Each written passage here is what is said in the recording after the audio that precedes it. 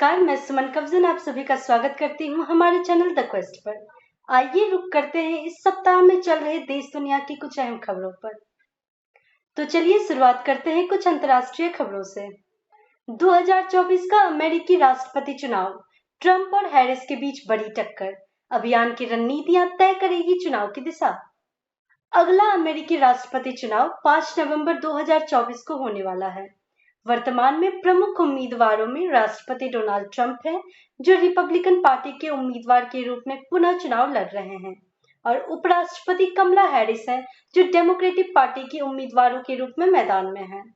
Trump एक पूर्व व्यवसायी और रियलिटी टीवी स्टार रह चुके हैं, जिन्होंने जनवरी 2017 से जनवरी 2021 तक अमेरिका के 45वें राष्ट्रपति के रूप में कार्य किया। वे अपनी जनसाधारण नीतियों, आप्रवासन पर कठोर रुख और विनियम में ढील देने के प्रयासों के लिए जाने जाते हैं। ट्रंप की चुनावी अभियान की उम्मीद है कि यह आर्थिक पुनरुद्धार, सीमा सुरक्षा और कानून व्यवस्था पर केंद्रित होगी। वे अपनी सरकार की उपलब्धियों को उजागर करते रहते हैं और आर्थिक प्रदर्शन और विदेश नीति जैसे विभिन्न मोर्चों पर अपने विरोधियों की आलोचना करते हैं। कमला हैरिस अमेरिका की 49वीं उपराष्ट्रपति, पहले कैलिफोर्निया की यूएस सीनेटर और कैलिफोर्निया की अटॉर्नी जनरल रह चुकी हैं। वे आपराधिक न्याय सुधार, स्वास्थ्य देखभाल और जलवायु परिवर्तन पर उनके काम के लिए जानी जाती हैं। हैरिस की चुनावी अभियान की संभावना है कि यह वर्तमान प्रशासन की उपलब्धियों जैसे कि बुनियादी ढांचा निवेश, जलवायु कार्रवाई और स्वास्थ्य देखभाल सुधार पर जोर देंगी। वे सामाजिक न्याय और आर्थिक असमानता जैसे मुद्दों को भी उठाएंगे। यदि हम चुनाव की गतिशीलता और जनमत सर्वेक्षण को देखें, तो चुनाव से पहले के मतदान डेटा वोटरों की प्राथमिकताओं को समझने में एक महत्वपूर्ण होंगे। ऐतिहासिक रूप से वर्तमान राष्ट्रपति या उपराष्ट्रपति को कुछ लाभ होता है, लेकिन ट्रंप की पिछली राष्ट्रपति पद की पारी और चल रही विवादों का उनके अवसरों पर प्रभाव पड़ सकता है। दोनों उम्मीदवार विभिन्न चुनावी राजनीतियों में शामिल होंगे, जिसमें रैलियां, विज्ञापन और बहस शामिल हैं। स्विंग वोटरों से जुड़ने और प्रमुख मुद्दों को संबोधित करने की उनकी क्षमता चुनाव के परिणाम में महत्वपूर्ण भूमिका निभाएगी। जैसे जैसे चुनाव नजदीक आएगा, प्रत्येक उम्मीदवार के प्लेटफॉर्म, बहस प्रदर्शन और चुनावी अभियान के विकास के बारे में अधिक विशिष्ट वितरण अंतिम चुनावी गतिशीलता को आकार देंगे। अब हम बात करेंगे रसिया यूक्रेन वॉर की। यूक्रेन का सबसे बड़ा ड्रोन हमला मॉस्को पर, रूस की कड़ी प्रतिक्रियाओं से संघर्ष ने ली नई दिशा। सितंबर 2024 में यूक्रेन ने रूस के साथ जारी संघर्ष में अब तक का सबसे बड़ा ड्रोन हमला मॉस्को पर किया। इस हमले में बड़ी संख्या में ड्रोन तैनात किए गए थे, जो रूस की राजधानी के महत्वपूर्ण स्थलों को निशाना बना रहे थे। ये ड्रोन मुख्य रूप से सरकारी भवनों और महत्वपूर्ण बुनियादी ढांचे को लक्षित कर रहे हैं। हमले की पैमाना और सटीकता अभूतपूर्व थी, जिससे मॉस्को में काफी नुकसान और व्यवधान उत्पन्न हुआ। यह वृद्धि संघर्ष की प्रकृति में एक महत्वपूर्ण बदलाव को दर्शाती है, क्योंकि यूक्रेन ने रूस की सीमा के भीतर गहराई तक हमला करने की अपनी क्षमता को प्रदर्शित किया है। रूस की प्रतिक्रिया त्वरित और तीव्र थी। प्रतिशोध में रूसी बलों ने यूक्रेनी लक्ष्यों पर एक श्रृंखला में हमले किए। इन हमलों ने मुख्य रूप से सैन्य और लॉजिस्टिक स्थलों को निशाना बनाया, जिसमें हथियारों के डिपो और परिवहन केंद्र शामिल थे। इसका उद्देश्य यूक्रेनी सैन्य क्षमताओं को कमजोर करना और उन संसाधनों की आपूर्ति की धारा को बाधित करना था, जो यूक्रेनी युद्ध प्रयास के लिए महत्वपूर्ण थे। रूस ने एयर डिफेंस उपायों को भी बढ़ाया, ताकि भविष्य के ड्रोन हमलों से सुरक्षा की जा सके। यह घटना ड्रोन युद्ध की बढ़ती जटिलता और आक्रामकता को उजागर करती है। दोनों पक्ष अब ड्रोन का इस्तेमाल केवल निगरानी के लिए नहीं, बल्कि आक्रामक ऑपरेशन के लिए भी कर रहे हैं, जो आधुनिक युद्ध में तकनीक की महत्वपूर्ण भूमिका को दर्शाता है। अंतर्राष्ट्रीय समुदाय इस स्थिति पर करीब से निगरानी रख रहा है और इस संघर्ष में और अधिक वृद्धि के संभावित परिणामों को लेकर चिंतित है। इस स्थिति में संघर्ष को प्रबंधित करने और सुरक्षा को बनाए रखने के लिए कूटनीतिक प्रयासों की आवश्यकता को उजागर किया है। अब हम रुक करते हैं अपने देश में चल रही कुछ अहम खबरों पर। पहली खबर हम आपको देते हैं भारतीय राजनीति की। राहुल गांधी ने आरक्षण प्रणाली के प्रति समर्थन और भ्रांतियों पर स्पष्ट किया। 50% से अधिक कोटा बढ़ाने की वकालत की। राहुल गांधी एक भारतीय राजनेता और भारतीय राष्ट्रीय कांग्रेस के सदस्य।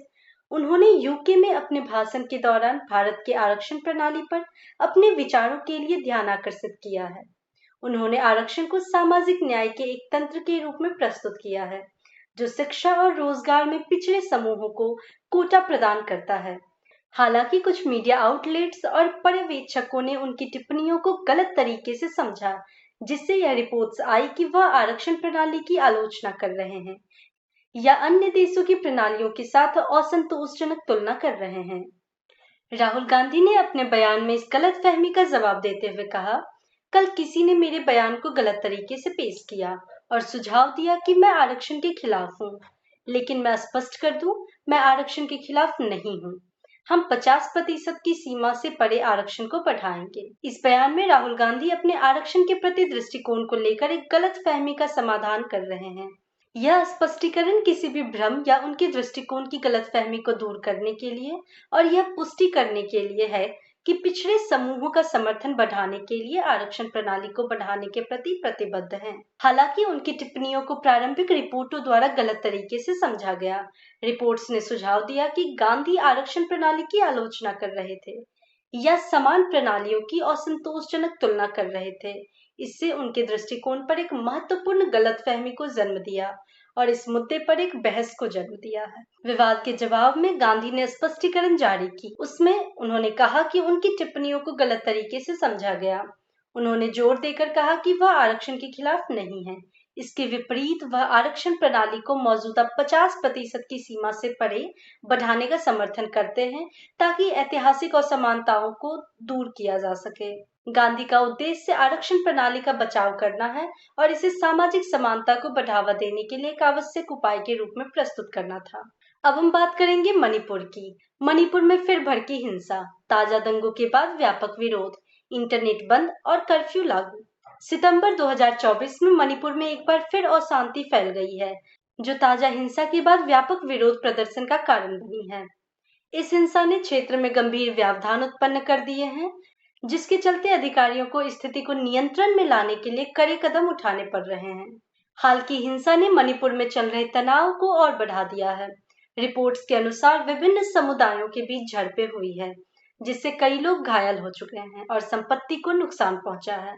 ताजा हिंसा का कारण अभी जांच के तहत है, लेकिन यह लंबे समय से चल रहे जातीय और राजनीतिक तनावों से संबंधित प्रतीत होती है। हिंसा के जवाब में प्रभावित क्षेत्रों में व्यापक विरोध प्रदर्शन हुए हैं। प्रदर्शनकारी अपनी नाराजगी व्यक्त कर रहे हैं और स्थानीय और राष्ट्रीय अधिकारियों से अशांति के कारण को दूर करने की मांग कर रहे हैं। सूचनाओं के गलत प्रसार को रोकने और सार्वजनिक व्यवस्था बनाए रखने के लिए मणिपुर के वैली जिले में इंटरनेट सेवाओं को अस्थायी रूप से निलंबित कर दिया गया है। यह कदम सोशल मीडिया के माध्यम से भड़काऊ सामग्री के प्रसार और प्रदर्शन और हिंसा की गतिविधियों के समन्वय को नियंत्रित करने के लिए उठाया गया है। स्थिति को नियंत्रित करने और सार्वजनिक सुरक्षा सुनिश्चित करने के लिए प्रभावित क्षेत्रों में कर्फ्यू लागू कर दिया गया है। कर्फ्यू के तहत निर्दिष्ट समय के दौरान आवाजाही को प्रतिबंध किया गया है, ताकि झड़पों और अशांति की संभावनाओं को कम किया जा सके। कर्फ्यू के तहत निर्दिष्ट समय के दौरान आवाजाही को प्रतिबंधित किया गया है, ताकि झड़पों और अशांति की संभावनाओं को कम किया जा सके। स्थानीय प्रशासन राज्य और केंद्रीय अधिकारियों के साथ समन्वय में स्थिति को प्रबंधित करने के लिए सक्रिय रूप से काम किया जा रहा है। शांति और व्यवस्था बनाए रखने के लिए सुरक्षा बल तैनात किए गए हैं और प्रदर्शनकारियों की चिंताओं को हल करने और समुदाय के नेताओं के साथ संवाद करने के प्रयास किए जा रहे हैं। स्थिति अभी भी जटिल है और मणिपुर में सामान्य स्थिति को बहाल करने के लिए निरंतर प्रयास किया जा रहा है। अधिकारी घटनाओं पर करीब से निगरानी रख रहे हैं और संकट के समाधान के लिए प्रतिबद्ध हैं। चलिए अब हम बात करते हैं दिल्ली के सीएम अरविंद केजरीवाल की। सुप्रीम कोर्ट ने अरविंद केजरीवाल को जमानत दी, भ्रष्टाचार और मनी लॉन्ड्रिंग मामलों में राहत। दिल्ली के मुख्यमंत्री अरविंद केजरीवाल को 13 सितंबर 2024 को भारत के सुप्रीम कोर्ट द्वारा जमानत पर रिहा किया गया। यह निर्णय विशेष रूप से तब लिया गया जब केजरीवाल पर भ्रष्टाचार और मनी लॉन्ड्रिंग के आरोपों के गंभीर मुकदमे चल रहे थे। केजरीवाल पर कानूनी मुद्दे में शामिल है 21 मार्च 2024 को प्रवर्तन निर्देशालय ईडी द्वारा गिरफ्तारी।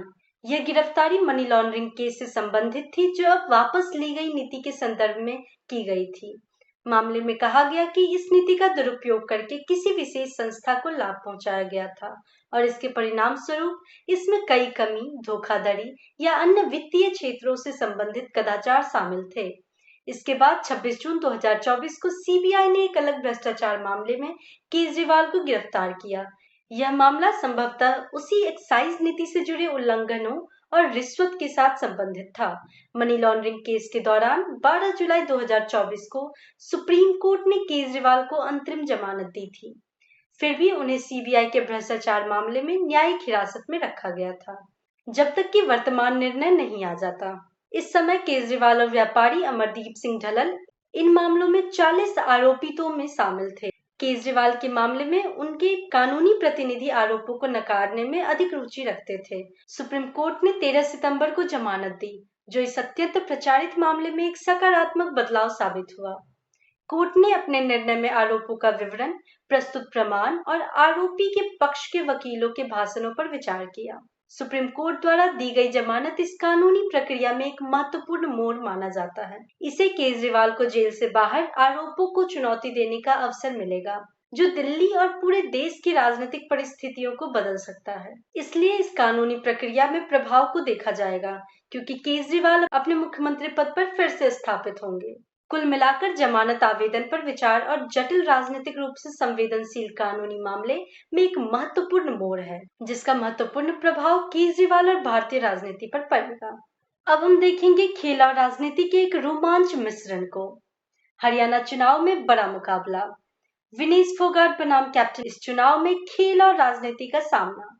हरियाणा के आगामी चुनाव में एक मुकाबला देखने को मिलेगा, जिसमें प्रमुख चेहरे के रूप में विनेश फोगाट और कैप्टन आमने सामने होंगे।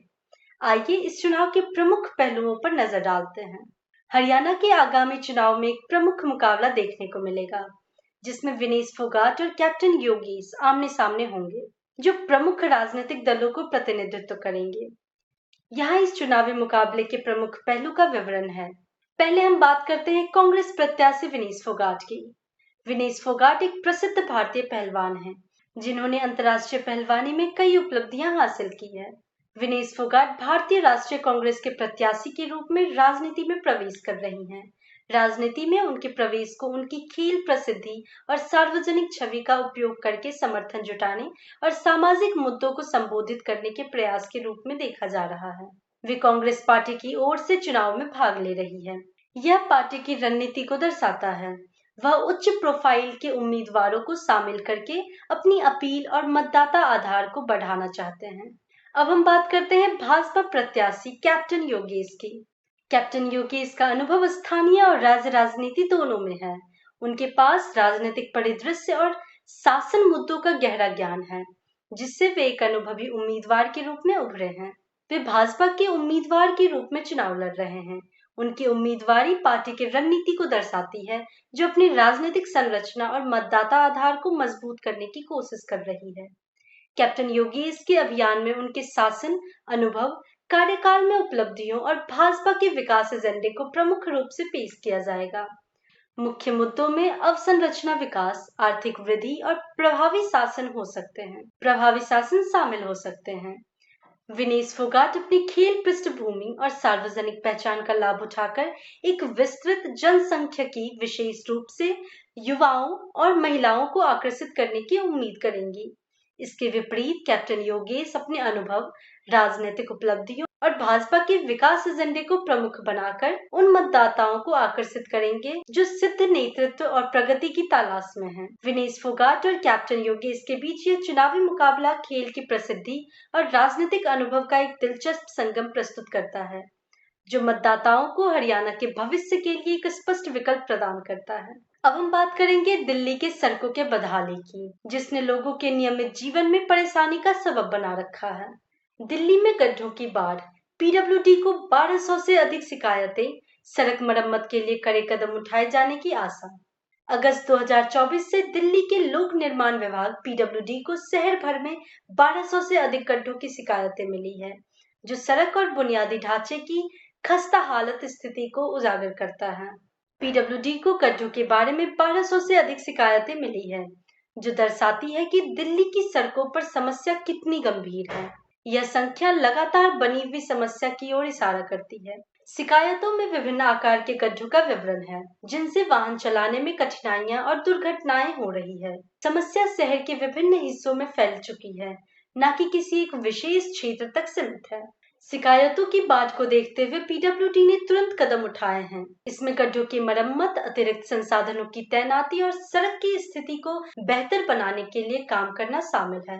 विभाग ने रखरखाव के लिए नई रणनीतियों को भी लागू करने का संकल्प लिया है। गड्ढों की स्थिति ने यातायात को प्रभावित किया है, जिससे सड़क पर चलना जोखिमपूर्ण हो गया है। नागरिकों ने खराब सड़क स्थिति और मरम्मत की धीमी गति की अपनी चिंता जताई है। दिल्ली सरकार पर इस मुद्दे को तत्काल संबोधित करने का दबाव बढ़ रहा है। मीडिया कवरेज और सार्वजनिक आक्रोश ने इस मुद्दे को प्रमुखता दी है, जिसके कारण प्रभावी त्वरित कार्रवाई की मांग हो रही है। पीडब्ल्यूडी इस समस्या को समाधान करने के लिए तेजी से काम कर रहा है। पीडब्ल्यूडी ने सड़क रखरखाव के लिए एक नई योजना तैयार की है, जिसमें नियमित निरीक्षण, बेहतर मरम्मत तकनीक और उच्च गुणवत्ता वाले सामग्रियों का उपयोग शामिल है। इसके साथ ही सड़क निर्माण की कई तकनीकों पर भी विचार किया जा रहा है, ताकि भविष्य में इस प्रकार की समस्याओं से बचा जा सके। इस स्थिति ने दिल्ली में सड़क सुरक्षा और स्थिरता के महत्व को फिर से उजागर किया है और इसे सुधारने के लिए निरंतर प्रयास की आवश्यकता है। अब हम बात करेंगे एक 19 साल के बच्चे की। एक शख्स ने जिसकी जिंदगी उजार दी, उस हंसते खेलते मासूम की जान छीन ली। आर्यन मिश्रा की हत्या गौ रक्षा के नाम पर बढ़ती हिंसा और नफरत का एक और शर्मनाक उदाहरण। आर्यन की मौत देश में बढ़ते नफरत और हिंसा पर एक काला धब्बा है। हमारा देश, जिसे हम अक्सर विश्व गुरु बनने का सपना देखते हैं, आज फिर से एक ऐसी घटना से सन्न रह गया है जो हमें अपने समाज के गहरे सच से रूबरू करवाती है। 19 साल के आर्यन मिश्रा, जिसे केवल एक शक के आधार पर गौरक्षक दल द्वारा निर्दोष होते हुए मौत के घाट उतार दिया गया। क्या उसकी गलती सिर्फ ये थी कि वह एक एसयूवी गाड़ी में दोस्तों के साथ यात्रा कर रहा था? क्या सिर्फ एक शक के आधार पर किसी की जान लेना सही है? 23 अगस्त की रात जब आर्यन और उसके दोस्त कार से घूमने निकले, तो उन्हें कुछ लोगों ने गाय तस्कर समझ लिया। वे लोग कार का पीछा करते हुए 30 किलोमीटर तक चले गए थे और आखिरकार आर्यन को गोली मार दी। पुलिस ने बताया कि आरोपी गौरक्षक संगठन लाइफ फॉर नेशन से जुड़े थे और इस घटना में उनका नेता अनिल कौशिक समेत 5 लोग गिरफ्तार किए गए हैं। आर्यन के भाई अजय मिश्रा इस घटना के बाद गम में डूबे हुए हैं। उनका कहना है, आप किसी अनजान व्यक्ति का 30 किलोमीटर तक पीछा नहीं कर सकते जब तक कि आपने पहले ऐसा नहीं किया हो। उन्होंने 2 बार गोली चलाई, बैरिकेड्स तोड़े और ये जानते हुए भी कि ये सब कैमरे में कैद हो जाएगा, फिर भी नहीं रुके। आर्यन की मां उमा अपने बेटे की याद में टूटी हुई हैं। वह अपने बेटे के द्वारा जीते हुए पदक और ट्रॉफी दिखाते हुए कहती है, वह पहला था जिसने घर में कोई सम्मान लाया। उमा चाहती है कि आरोपियों को आजीवन कारावास हो। क्या कोई भी उसकी राह में आए और उसे गोली मार दे? क्या इन्हें किसी की जिंदगी का कोई कद्र नहीं है? वह पूछती हैं। लेकिन सवाल ये उठता है कि आखिर ये कौन सी विचारधारा है जिसने हमें इतना क्रूर बना दिया है? गौरक्षा के नाम पर नफरत और हिंसा का यह सिलसिला कब खत्म होगा? अहिंसा के पुजारी महात्मा गांधी का यह देश है। यहाँ शांति और प्रेम के रास्ते पर चलने की बात होती थी। आज यहाँ हिंसा और नफरत की आग क्यों लगी हुई है? क्या हम इस तरह के कृत्य करके विश्वगुरु बनने का सपना देख सकते हैं? जो लोग कानून को अपने हाथ में लेकर मासूमों की जान ले रहे हैं, उन्हें यह समझना होगा कि अगर आज आप किसी का बुरा करेंगे तो कल आपका भी घर इसी की चपेट में आ सकता है। राहत इंदौरी का एक शेर यहाँ बिल्कुल सटीक बैठता है, लगेगी आग तो आएंगे घर कई जद में, यहाँ पे सिर्फ हमारा मकान थोड़ी है। यह घटना हमें याद दिलाती है कि समाज को बदलने के लिए हमें अपनी सोच और व्यवहार को बदलना होगा। कानून और न्याय व्यवस्था पर भरोसा रखना जरूरी है और कानून को अपने हाथ में लेना किसी भी हाल में उचित नहीं है। अब हम रुक करते हैं खेल से जुड़े कुछ समाचार के बारे में। बुडापेस्ट 2024 में भारत की शतरंज टीम, अनुभव और युवा प्रतिभा का अद्वितीय मिश्रण। भारत की भागीदारी बुडापेस्ट में हो रहे शतरंज ओलंपियाड में एक अत्यंत मजबूत टीम के साथ हो रही है, जो अनुभवी विशेषज्ञता और युवा प्रतिभा का अनूठा मिश्रण प्रस्तुत करती है। इस टीम में 5 प्रमुख खिलाड़ी शामिल हैं, जो अनुभव और उभरती प्रतिभा का मिश्रण दर्शाते हैं और यह भारत की वैश्विक शतरंज में गंभीरता को दर्शाता है। गुकी स्टी आज के सबसे रोमांचक युवा शतरंज खिलाड़ियों में से एक है। युवा अवस्था में ही उन्होंने प्रभावशाली कौशल और संभावनाओं का प्रदर्शन किया है, जिससे वे बोर्ड पर एक प्रभावशाली प्रतिद्वंदी बन गए हैं। उनकी सामीलगी भारत के युवा शतरंज प्रवक्ताओं को संवारने पर ध्यान केंद्रित करने को दर्शाती है। दूसरे खिलाड़ी है पेंचला हरिकृष्ण। एक अनुभवी ग्रैंड मास्टर टीम में एक बड़ा अनुभव लेकर आते हैं। उनकी गहरी रणनीतिक समझ और वर्षों की स्थिरता के लिए वह जाने जाते हैं। तीसरे हैं रमेश बाबू प्रज्ञानंद, एक और युवा प्रतिभा जो अपनी प्रभावशाली जीत और शतरंज की दुनिया में तेजी से वृद्धि के लिए ध्यान आकर्षित करते हैं। उनकी उम्र में शीर्ष खिलाड़ियों को चुनौती देने की क्षमता उन्हें टीम के लिए एक प्रमुख संपत्ति बनाती है। प्रज्ञानंद की आक्रामक शैली और रचनात्मकता भारत के प्रदर्शन को महत्वपूर्ण योगदान देने की उम्मीद रखता है। अर्जुन एरिगासी, एक उभरते ग्रैंड मास्टर अपनी तेज रणनीतिक क्षमताओं और प्रतिस्पर्धात्मक भावना के लिए जाने जाते हैं। उनकी हाल के प्रदर्शन ने काफी उम्मीदें जगाई है और उनकी शामिलगी टीम की गतिशीलता और रणनीतिक गहराई को बढ़ाती है। अब हम बात करते हैं विदित गुजराती की। टीम में अपनी ठोस खेल शैली और रणनीतिक समझ के साथ वह टीम को पूरा करते हैं। एक स्थापित ग्रैंड मास्टर के रूप में विदित का अनुभव और रणनीतिक सोच टीम के लिए मजबूत आधार प्रदान करती है। इन खिलाड़ियों के साथ भारत की यह टीम एक अत्यंत मजबूत शतरंज ओलंपियाड टीम का प्रतिनिधित्व करती है, जो अनुभव और ऊर्जा का मिश्रण लेकर विश्व के सबसे अच्छे खिलाड़ियों को चुनौती देने के लिए तैयार है। आइए अब हम नजर डालते हैं हॉकी की टीम पर। भारत ने दक्षिणी कोरिया को 3-1 से हराया। एशियन चैंपियनशिप ट्रॉफी के सेमीफाइनल में प्रवेश। 13 सितंबर 2024 को भारत ने Asian champions trophy hockey tournament में दक्षिण कोरिया को 3-1 से हराकर एक महत्वपूर्ण जीत दर्ज की। इस जीत ने न केवल भारत की हॉकी की क्षमता को उजागर किया है, बल्कि उन्हें टूर्नामेंट के सेमीफाइनल में भी जगह दिलाई। मुंबई के अत्याधुनिक स्टेडियम में खेले गए इस मैच में भारत ने रणनीतिक खेल और निरंतर ऊर्जा का मिश्रण प्रदर्शित किया। भारतीय टीम ने अपने मुख्य कोच के नेतृत्व में एक अच्छी योजना बनाई, जो दक्षिणी कोरिया के आक्रामक हमलों को विफल कर देने में सफल रही। पहले हाफ का अंत 1-1 की बराबरी पर हुआ, जिसने दूसरे हाफ को रोमांचक बना दिया। भारत की ओर से स्कोरिंग की शुरुआत उनके स्टार फॉरवर्ड अनिल कुमार ने की, जिन्होंने मिडफील्ड से एक सटीक पास का फायदा उठाया। दक्षिण कोरिया ने जल्द ही एक अच्छी स्ट्राइक से बराबरी की, जो उनके प्रमुख खिलाड़ी जी हुन ली द्वारा किया गया था। भारत ने फिर से बढ़त हासिल की जब मिडफील्डर रमेश पटेल ने शानदार लंबी दूरी की कोशिश से गोल किया। मैच के अंतिम क्षणों में स्ट्राइकर रोहित शर्मा ने एक ठोस फिनिश के साथ 3-1 की जीत सुनिश्चित की। यह जीत भारतीय हॉकी टीम की मेहनत और समर्पण का प्रमाण है, जिसने हाल के वर्षों में उल्लेखनीय प्रगति की है। इस जीत के साथ भारतीय एशियन चैंपियंस ट्रॉफी के सेमीफाइनल में पहुंच गए हैं, जहां उन्हें एक और मजबूत प्रतिद्वंदी का सामना करना होगा। दक्षिण कोरिया के खिलाफ यह जीत न केवल भारत का आत्मविश्वास बढ़ाती है, बल्कि आगामी मैचों में एक मजबूत प्रदर्शन की भी आशा दक्षिण कोरिया के खिलाफ यह जीत न केवल भारत का आत्मविश्वास बढ़ाती है, बल्कि आगामी मैचों में एक मजबूत प्रदर्शन की भी आशा जगाती है। टूर्नामेंट में टीम की यात्रा को प्रशंसकों और विश्लेषकों द्वारा बहुत करीबी निगाहों से देखा जा रहा है, जो देखना चाहते हैं कि क्या भारत की इस गति का लाभ उठा सकता है और चैंपियनशिप का खिताब जीत सकता है। द क्वेस्ट में हमारे साथ जुड़ने के लिए धन्यवाद। आप हमारे चैनल पर हमारे साथ न्यूज अपडेट्स तथा अन्य सभी जानकारियों के लिए बने रहें। मिलते हैं अगले वीडियो के साथ। धन्यवाद।